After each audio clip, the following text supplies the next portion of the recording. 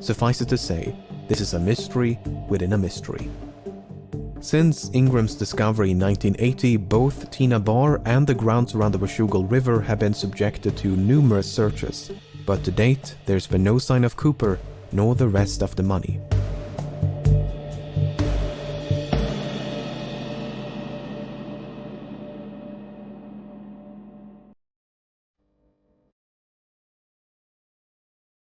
From the very beginning, it was assumed by many that Cooper did not survive his daring escape. It would not make for a very thrilling conclusion to this story, but that's the thing about stories, they're usually far more exciting than reality. While there is no hard evidence for nor against Cooper's survival, the assumption that he fell to his death is not without merit. When Cooper leaped into the darkness, Flight 305 was plowing through a frigid rainstorm at roughly 170 knots, 10,000 feet above southern Washington. The wind was so violent that it ripped out a placard from the aft stairway, which was later recovered in 1978 almost directly below the estimated flight path. To say that Cooper was not dressed for the occasion would be an understatement. The ground beneath him, meanwhile, was obscured by multiple layers of clouds, which likely means that Cooper jumped without knowing his precise location.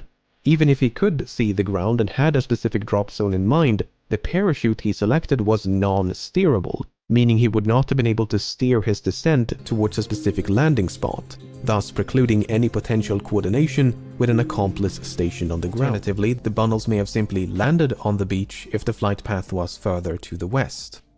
Even so, natural explanations struggle to explain how three independent, potentially free-falling and/or free-floating bundles of cash ended up at the exact same place on the same beach. To complicate matters, sediment from the riverbed was excavated and dumped onto Tina Bar as part of a dredging operation in 1974. And according to one analysis, the money was discovered above this layer of sediment. If true, that would mean the money came to rest at Tina Bar sometime after 1974. But a re-examination of that analysis found that what was believed to be a layer of deposited sediment might actually have been a perfectly natural layer of clay. Not only that, but the sediment was clearly dumped some distance away from where the money was discovered. Furthermore, when Ingram discovered the bundles, the rubber bands which held them together were still intact. This is significant because experiments conducted in 2009 revealed that this brand of rubber bands could not withstand exposure to open air or water for more than a year. So, unless the bundles were somehow protected from the elements, they must have become buried at Tina Bar within a year of the hijacking. The most probable explanation, therefore, seems to be that Cooper or someone else deliberately buried the money. That Flight 305 just happened to be in the right place at the right time. Even so, it's clear that Cooper came prepared. He seemed to know a great deal about aircraft and aviation, he appeared to be familiar with the local terrain, he maintained a low profile to avoid a panic, he covered his eyes with a pair of glasses to conceal his identity, he left very little evidence behind, and he demanded 4 parachutes to force the assumption that he was taking a hostage. He was even cunning enough to reclaim the note which he'd initially given to Florence Schaffner. Apart from the name he wrote on his plane ticket, there are no other samples of Cooper's handwriting. You see, the type of aircraft which Cooper chose to hijack, a Boeing 727, was also used by the CIA to covertly drop agents and supplies during the Vietnam War, a task for which the Boeing 727 was uniquely qualified due to its distinctive aft stairway. So it's fairly safe to assume that Cooper chose to hijack a Boeing 727 specifically because it provided a relatively safe means of escape. Whether he learned of this from the CIA or came to that conclusion independently is another question. However, the fact that Cooper chose to hijack a flight operated by Northwest Airlines was apparently random chance. When Tina Mucklow asked Cooper about his motives, he responded, "It's not because I have a grudge towards your airline, it's just because I have a grudge." While Cooper expressed some familiarity with parachutes, his actual competence level is up for debate. It's widely believed that Cooper demanded 2 pairs of parachutes, 2 primary and 2 reserve, to make the authorities believe that he intended to take a hostage. That is precisely what happened, as the FBI contemplated but eventually decided against sabotaging the chutes as they did not want to risk the life of an innocent civilian. But in their haste to obtain them, they unintentionally provided Cooper with a non-functional dummy chute intended for training purposes. On the other hand, authorities never received a missing persons report matching the description of Cooper in the wake of the hijacking. This might suggest that Cooper did survive and that he swiftly and quietly resumed his normal routine. Furthermore, other hijackers have performed similar stunts, and many of them did survive even if they were quickly apprehended. Finally, the simplest explanation for how 3 bundles of cash ended up at Tina Bar is human intervention. At the end of the day, most of this is based on nothing but supposition. Without any concrete evidence of Cooper's demise, it leaves the door wide open to the far more exciting proposition that he did, in fact, survive. But for all his planning and cunning, it seems Cooper did not give enough thought to his eventual escape. Not only did he fail to specify a route, but he was forced to make a last-minute destination change from Mexico City to Reno. He could have demanded more appropriate parachuting equipment like a pair of boots, a helmet, or jumpsuit. He could even have specified the ransom to be delivered in larger denominations to make it lighter and less cumbersome to carry. Presuming he did survive the fall and made it safely to the ground, he may then have had to make his way through a dense, partially snow-covered forest in nothing but loafers and a trench coat in late November. I get the distinct impression that Cooper's escape was much more of a leap of faith than a carefully executed jump.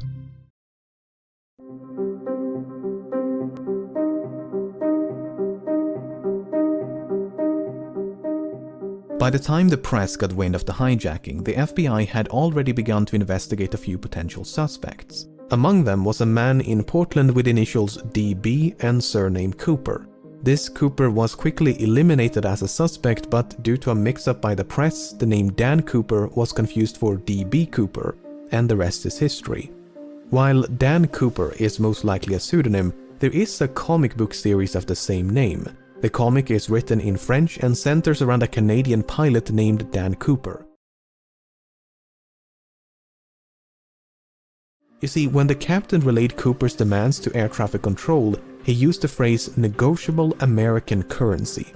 It seems doubtful that an American citizen would specify American currency, so perhaps Cooper was not American. The problem is, we don't know if this is a direct quote from Cooper or paraphrasing by the captain. For instance, notes taken by the crew during the hijacking merely contain the phrase negotiable currency, while testimonies provided by the crew after the hijacking include phrases like $200,000 in cash and circulated US currency. So Cooper might have been Canadian, and he might have taken his name from the Dan Cooper comics, just as he might have been American and might have taken his name from something or someone else. Nearly half a century has gone by since the hijacking took place, and in that time thousands of suspects have been questioned and investigated. It would obviously be impossible to cover all of them here, but let's take a look at some of the people that at some point or another have been suspected of being DB Cooper.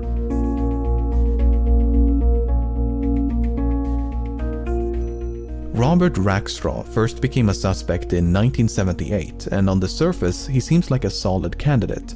He was a decorated army paratrooper and helicopter pilot. He had experience with explosives. He had an extensive criminal record. He had an uncle named John Cooper who was an avid skydiver. He was expelled from the army only months before the hijacking, which might suggest a motive. After all, the hijacker did say he had a grudge. When confronted by journalists and private investigators, Rackstraw would neither confirm nor outright deny that he was DB Cooper. Instead, he'd say things like, "I could have been," or "I would not discount myself." On the other hand, Rackstraw had light-colored eyes, which Cooper did not. More significantly, Rackstraw was only 28 years of age at the time of the hijacking. This is well outside the range of ages reported by the crew and passengers, most of whom believed Cooper was in his mid-40s.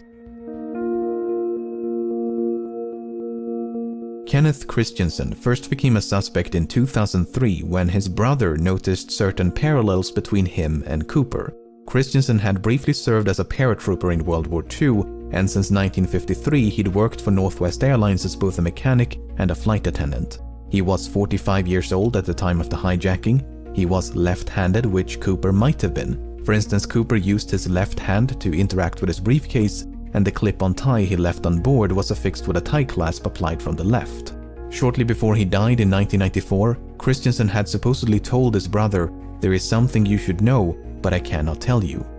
After his passing, his family discovered over $200,000 in his bank accounts. To top it all off, Florence Schaffner stated that photographs of Christensen bore a strong resemblance to Cooper. On the other hand, Christensen did not match the physical description of Cooper. He was both shorter and lighter. While Schaffner did see a strong resemblance, she remarked that Cooper had more hair, and that is supported by the composite sketches. And there was nothing suspicious about the large sums of money which he'd simply earned by selling land. Richard McCoy first became a suspect in 1972 when he hijacked a Boeing 727 and escaped via the aft stairway, much like D.B. Cooper. Because of the significant overlap between the two hijackings, some believe they must have been committed by the same person. McCoy used a fake name, he used a fake hand grenade to threaten the crew, he used handwritten notes to issue his demands. Both McCoy and Cooper used the phrase "no funny stuff" as a warning to the crew. McCoy demanded $500,000 in cash and 4 parachutes.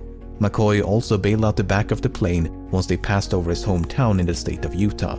Apart from the similar modus operandi, McCoy had also served in the Vietnam War as a demolitions expert and a helicopter pilot. McCoy did actually survive the fall and managed to evade authorities for 2 full days before he was apprehended and sentenced to 45 years in prison. Before his death in 1974, McCoy refused to confirm or deny that he was D.B. Cooper. On the other hand, McCoy was an avid recreational skydiver and even came prepared with a skydiving helmet and jumpsuit. He gave very specific instructions about the flight path. In addition to the fake hand grenade, McCoy also used an unloaded handgun to threaten the crew.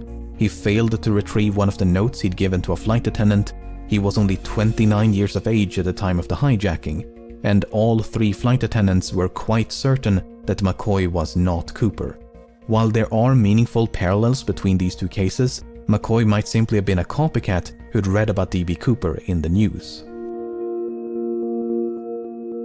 Dwayne Webber first became a suspect in 1995 when, shortly before his death, he supposedly told his wife, "I've got a secret to tell you. I am Dan Cooper." Following his deathbed confession, Webber's widow recalled a number of fascinating details. She claims to have found a bank bag resembling the one used in the hijacking. She claims Webber had sustained a knee injury after jumping out of a plane. Webber supposedly had a nightmare about leaving his fingerprints on the aft stairs. And a year before the money was discovered at Tina Bar, Webber had allegedly paid a quick visit to the same location. In addition, Webber was a World War II veteran, he had an extensive criminal record, he'd matched the physical description, and he was 47 years old in 1971. On the other hand, Webber's fingerprints did not match any of the prints collected from Flight 305. Although, to be fair, there's no way to know if any of those prints actually belonged to Cooper.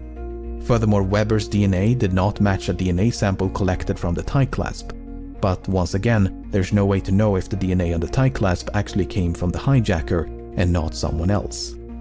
What's so frustrating is that the FBI likely had a much better source of DNA at one point. If you recall, 8 cigarette butts were collected from the scene, and there's a good chance they were all suffused with Cooper's DNA. The problem is, that evidence was lost at some point and has not turned up since.